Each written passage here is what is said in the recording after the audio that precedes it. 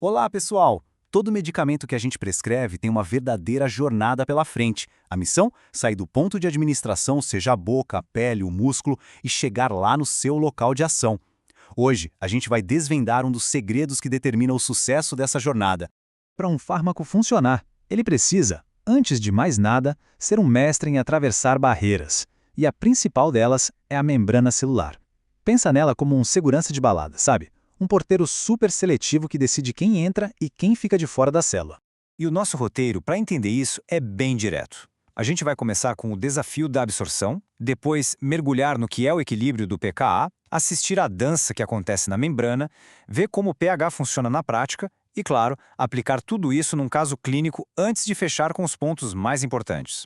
Ok, vamos direto ao ponto. A capacidade de um fármaco atravessar ou não uma membrana não é sorte ou azar, é pura química. Existem regras muito claras que governam essa passagem. E a chave do mistério está toda aqui.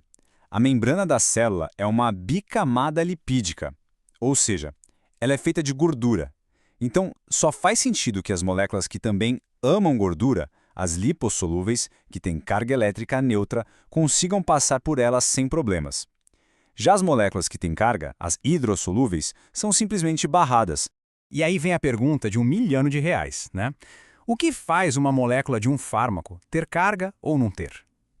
A resposta está numa relação super delicada entre dois fatores: o pKa do próprio fármaco e o pH do ambiente onde ele está. E isso nos traz ao nosso protagonista de hoje, o pKa. Pensa no pKa como a impressão digital química de um fármaco. Cada molécula tem o seu, é uma propriedade constante que não muda.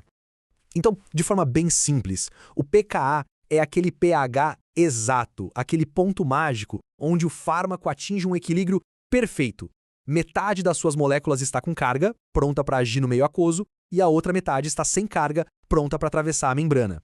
Essa imagem da balança equilibrada é perfeita. Esse estado de 50-50 é a condição ideal. É a mistura perfeita de formas para que o fármaco seja absorvido e logo depois consiga se dissolver dentro da célula para poder agir.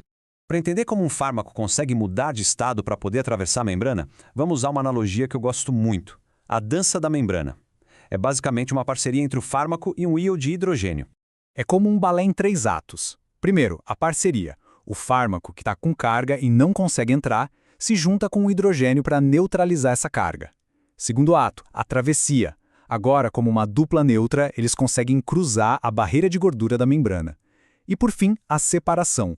Lá dentro, eles se soltam e o fármaco, agora com carga de novo, fica livre para interagir com seu alvo. E aqui está o ponto-chave dessa história toda. Essa dança, essa amizade, só acontece se as condições do ambiente forem ideais. E quem dita essas condições é justamente a relação entre o pK do fármaco e o pH do local.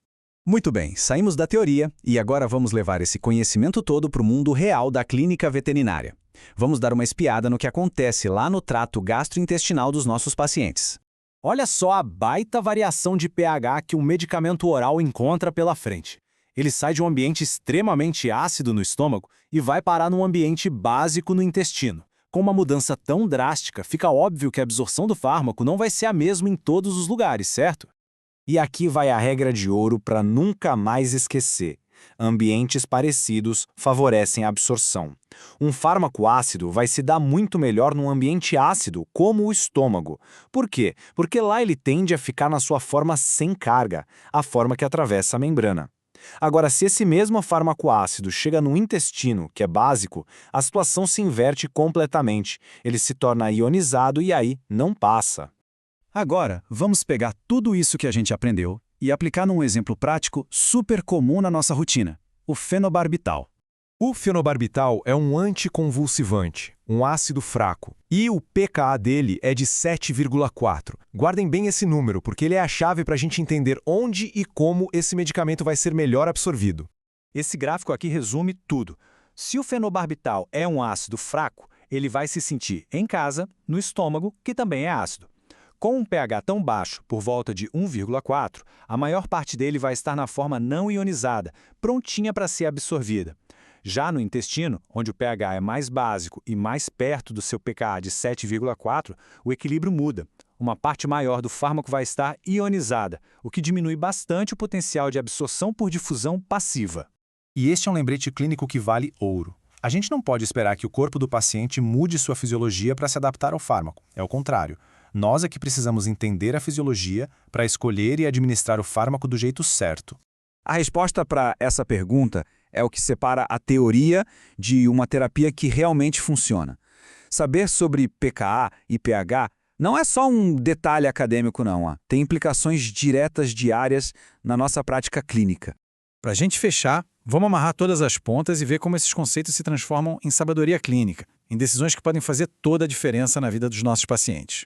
Cada um desses pontos é uma decisão que a gente toma todo santo dia. Escolher aquele comprimido com uma capinha protetora, sabe? Aquilo não é enfeite. É para proteger o fármaco do pH do estômago.